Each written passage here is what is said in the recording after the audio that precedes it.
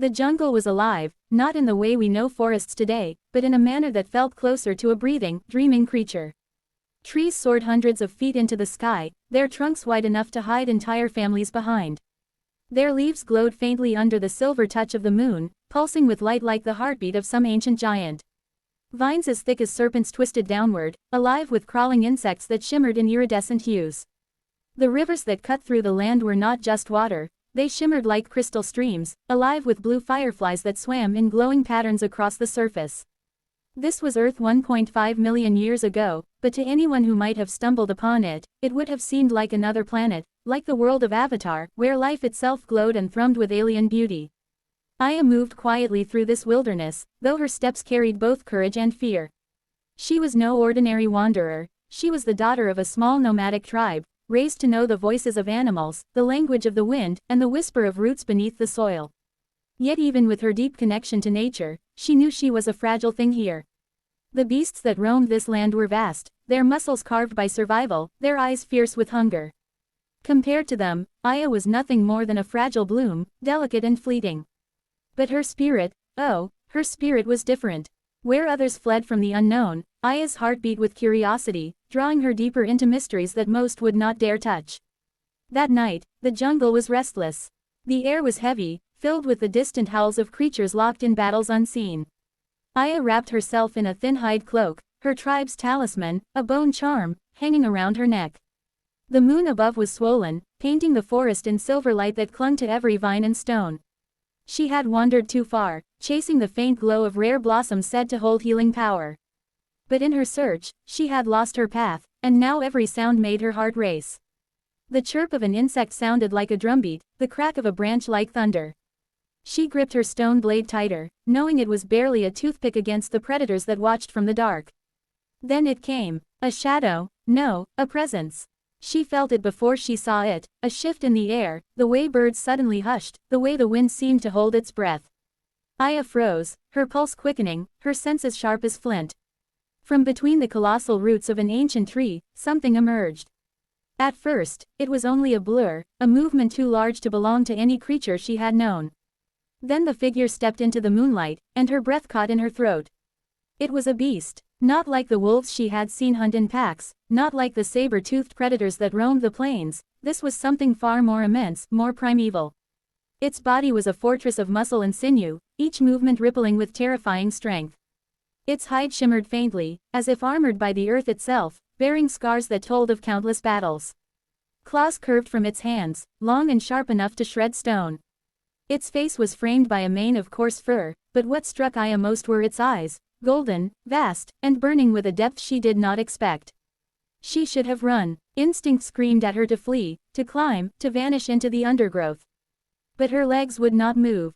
She was caught between terror and awe, her body trembling as if she stood on the edge of some great cliff. The beast lowered its head, its breath steaming in the night air, hot and wild. The sound of it alone rattled Aya's bones. It stepped closer, and the earth seemed to tremble beneath its weight. Aya raised her stone blade. Though she knew it would do nothing. Her fingers shook, sweat trickled down her temple, her lips parted in a whisper of prayer. Yet something in the creature's gaze stopped her. It was not rage she saw there, nor the hungry gleam of a predator ready to kill. It was something else, something she could not name. Recognition, curiosity, a strange stillness that made her heart pound in a new rhythm. The jungle, as if sensing the fragile balance, seemed to grow quiet. The insects dimmed their song, the glow of the plants brightened, and Aya felt as if the world itself was holding this moment in its palms. The beast tilted its head, its eyes never leaving hers. Aya's breath came in shallow gasps, her body trembling but her spirit refusing to bow.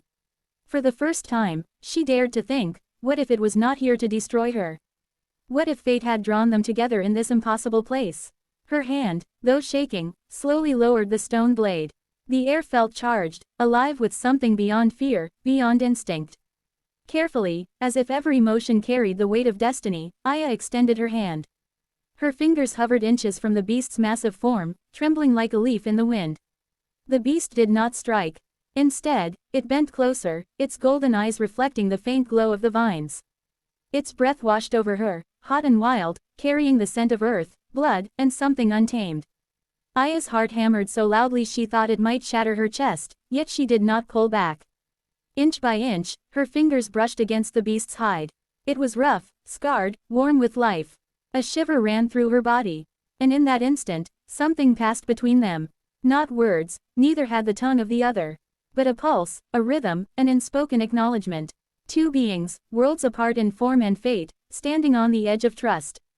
Aya's fear softened, replaced by a fragile thread of wonder. The beast's eyes, once burning, now held a quietness, as though some ancient loneliness had been eased by the touch of this small, fragile human. The jungle exhaled. A breeze swept through, rustling the glowing leaves, carrying with it the scent of rain yet to fall. Aya stood there, her hand on the creature's hide, her heart still racing but her spirit no longer trembling. In that vast and dangerous world, she realized she had not found death but something far more mysterious. A connection, fragile yet unyielding, born under the silver gaze of the moon. What began as terror became a moment suspended between two worlds, beauty and beast, prey and predator, human and legend. Aya did not know what tomorrow would bring, or whether her tribe would ever believe her story. But deep inside, she knew this night would mark the beginning of something that would change everything she thought she understood about survival, about trust, about the wild untamed heart of the world she called home. From that night onward, Aya and the beast, whom she named Koro, were no longer strangers. Though he towered over her, every line of his body promising raw power and primal destruction, there was something in his gaze that softened when it lingered upon her. She did not know why he had spared her, nor why he followed her as she wandered deeper into the wilderness. But in the rhythm of the days and the hush of the nights, a bond began to form, tentative, fragile, yet undeniable. Aya's tribe had always taught her to name the things that frightened her, for to give something a name was to strip it of some of its power. And so she called the beast, Koro. In her tongue, the word carried two meanings, protector and curse. For even as she grew to rely on him, a part of her feared that he was both, salvation and doom wrapped in a single colossal form. Together they traversed a world unlike any other. The forests rose like living cathedrals, vines glowing as if stars had fallen and taken root. Birds soared overhead, their feathers like panes of glass, scattering sunlight in fractured rainbows. Enormous creatures wandered the plains beyond the trees, beasts with tusks that gleamed like ivory spears, and lizards whose tails shook the ground when they thundered past. Every step was a reminder that she did not belong here. And yet, with Koro by her side, Aya no longer felt like prey. At first, she thought of him only as a guardian, a beast whose strength could keep her alive until she found her tribe again. He would hunt with silent ferocity, dragging down prey larger than her entire body with a single swipe of his claw. He left the choicest parts for her, watching patiently as she prepared fires with trembling hands. Sometimes, when the night turned cold, he lay close, his body radiating heat that wrapped her like a shield against the biting wind. But as days stretched into weeks, she began to notice the moments in between, the way he paused to listen when she spoke aloud, filling the silence with her stories so she would not forget the sound of her own voice. The way his golden eyes flickered with something almost human when she laughed. The way he sometimes pressed his massive head closer to her campfire, as though drawn to the warmth and light not unlike herself. Aya would tell him tales her mother had once whispered, of stars that were the eyes of ancestors, of rivers that carried the voices of spirits, of fire that was a gift stolen from the gods. At times, she swore he understood. He would tilt his head, rumble low in his chest, or sit perfectly still, as though the rhythm of her words mattered more than their meaning. Yet not all in the jungle accepted their strange companionship. Shadows stalked them, more dangerous than hunger or storm. The first time came near a crystal lake, where the water glowed faintly blue, alive with darting lights beneath its surface. Aya had gone to wash, her reflection trembling in the luminous ripples, when she heard it, the rustle of bodies moving as one. A low hiss echoed, then another, until the air vibrated with the sound of many throats. From the tree line emerged a pack of scaled hunters, lean and agile, their eyes like slits of fire. Their bodies shimmered with armored skin, and their mouths dripped with venom that hissed when it struck the ground. Aya froze, her body caught in terror. She had only her stone blade, laughable against the creatures that circled her with predatory hunger. But Koro was already moving. With a roar that split the air, he leapt between Aya and the pack. His massive claws tore the earth as he landed, his muscles coiling like living steel. The scaled hunters shrieked, lunging forward in waves, but Koro met them with unbridled fury.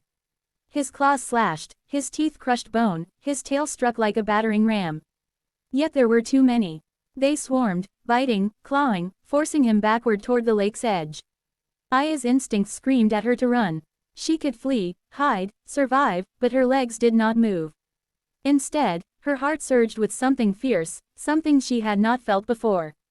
Koro was fighting for her, bleeding for her, and she could not abandon him. Gripping her blade, Aya charged. She darted between the scaled bodies, slashing where she could, shouting to draw their attention. Her arms burned, her chest heaved, but she did not stop. One hunter turned toward her, its fangs dripping with venom, and she knew it would kill her in an instant. Yet before it struck, Koro's massive hand swept it aside, crushing it against a stone with bone-splitting force. For the first time, beast and girl fought not as two souls, bound by chance, but as one. She leapt when he lunged, ducked when he struck, trusted his strength as he trusted her courage. Their movements wove together like a dance born of survival. And when at last the final scaled hunter lay broken on the earth, the jungle was silent once more. Aya collapsed to her knees, her blade slick with blood, her body shaking from exhaustion.